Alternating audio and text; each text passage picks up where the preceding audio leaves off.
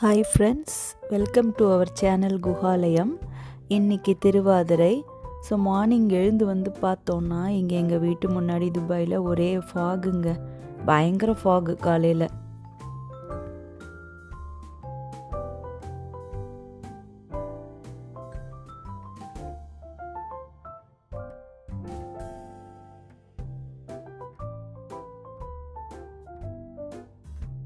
பாருங்கள், எதுக்க உள்ள பில்டிங்கு மரம் எதுவுமே கண்ணுக்கு தெரியல.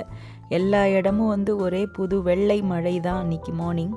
கொஞ்ச நேரம் அப்படியே நின்று அதை வேடிக்கை பார்த்துட்டு அதுக்கப்புறமா நான் என்னோடய மார்னிங் ரொட்டீனை ஸ்டார்ட் பண்ணிட்டேன்.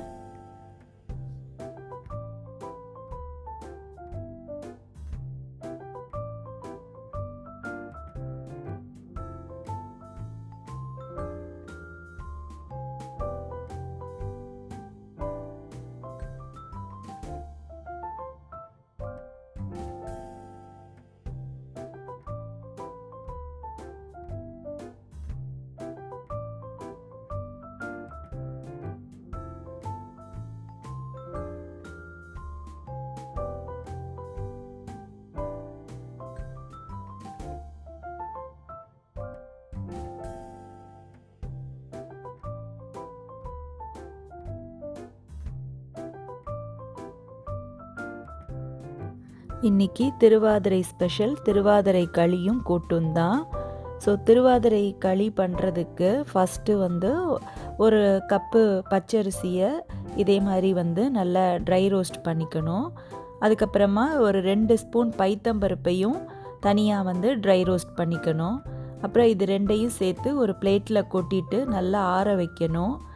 ஆறுனதுக்கப்புறமா அதை வந்து ஒரு மிக்ஸி ஜாரில் மாற்றிட்டு கொஞ்சம் ஏலக்காயும் போட்டு நல்ல வந்து ரவை பதத்துக்கு வந்து அதை வந்து நம்ம வந்து அரைச்சிக்கணும்.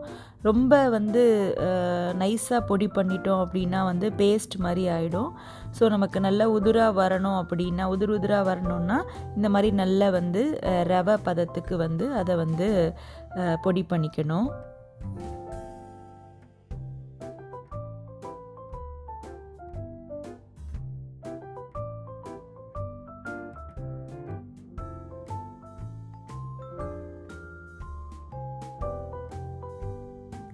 நெக்ஸ்ட்டு வந்து 1 கப் அரிசிக்கு வந்து 1.5 கப்பு வெல்லம் எடுத்துக்கணும்.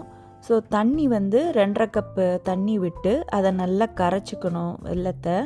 அதுக்கப்புறமா வந்து அடுப்பில் வச்சு அது கொதி வரும்போது, இதுக்கு பாகுப்பதம்லாம் தேவையில்லை, அது நல்லா கொதி வரும்போது அதில் வந்து தேங்காய் துருவலை போட்டுடணும். போட்டுட்டு அடுப்பை ஆஃப் பண்ணிடணும்.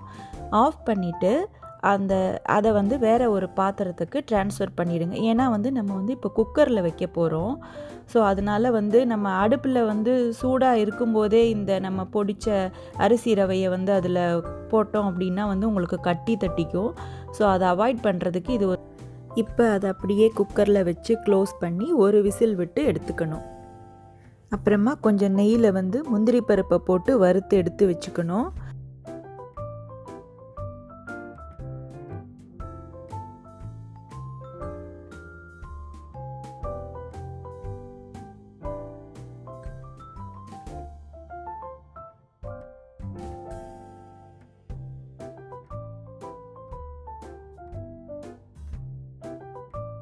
இப்போ குக்கர்லேருந்து வந்து களி எடுத்துட்டு அதில் வந்து இந்த வறுத்த முந்திரி பருப்பை ஆட் பண்ணிக்கணும்.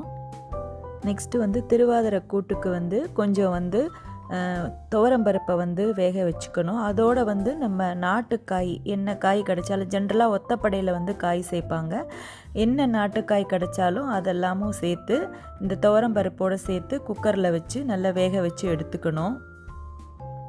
அதுக்கப்புறமா வந்து வான்லியில் வந்து கொஞ்சம் எண்ணெய் விட்டு கொஞ்சோண்டு கடலைப்பருப்பு, தனியா, அப்புறம் வந்து தேவையான அளவு மிளகா வத்தல் சேர்த்துட்டு அதை நல்லா வறுத்துக்கணும். வறுத்து அதை ஆற வச்சுக்கணும். அதுக்கப்புறமா கொஞ்சம் எண்ணெய் விட்டு கடுகு தாளிச்சிட்டு கொஞ்சோண்டு ஒரு நெல்லிக்காய் சைஸ் புளியை வந்து ஊற வச்சுருந்தேன், அதை வந்து அதில் கரைச்சி அதில் விட்டுக்கணும். அப்புறம் அதில் வந்து உப்பு, மஞ்சள் பொடி எல்லாத்தையும் போட்டு நல்லா வந்து கொதிக்க ஒரு 10 நிமிஷம் அதில் பச்சை வாடை போக கொதிக்க விடணும். அதுக்கப்புறமா நம்ம வறுத்துருந்தோம் இல்லையா அந்த கடலைப்பருப்பு, தனியா, அதை வந்து இப்போது குக்கரில் நம்ம வேக வச்சுருந்த பருப்பு காய் எல்லாத்தையும் இதோடு சேர்த்துட்டு நம்ம இப்போ அரைச்ச பேஸ்ட்டையும் இதோடு சேர்த்துட்டு கொஞ்சமாக கருவேப்பிலை போட்டு ஒரு 5 மினிட்ஸ் நல்லா கொதிக்க வச்சுட்டு இறக்கிட்டோன்னா திருவாதிரை கூட்டு ரெடி. அப்புறமா அதை சுவாமிக்கு நெய்வேத்தியம் பண்ணிவிட்டு நாங்கள் சாப்பிட்டுட்டு ஈவினிங் கொஞ்சம் வெளியில் போக வேண்டிய வேலை இருந்தது. ஸோ நாங்கள் ஈவினிங்காக வெளியில் கிளம்பிட்டோம்.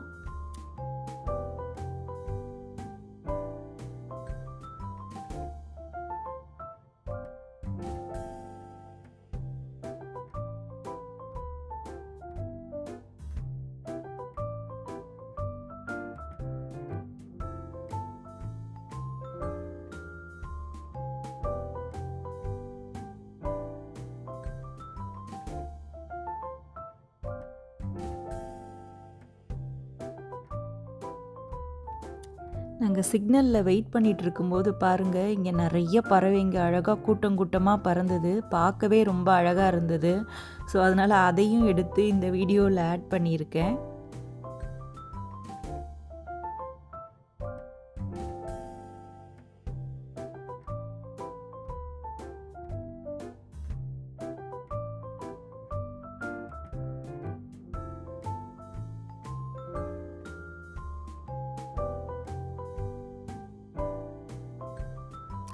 ஸோ அவ்வளோதான் ஃப்ரெண்ட்ஸ். இந்த வீடியோ பிடிச்சிருந்தா லைக் பண்ணுங்கள், உங்கள் ஃப்ரெண்ட்ஸுக்கும் ஷேர் பண்ணுங்கள். மறக்காமல் நம்ம சேனலை சப்ஸ்கிரைப் பண்ணிவிடுங்க. அடுத்த வீடியோவில் சந்திக்கலாம். நன்றி.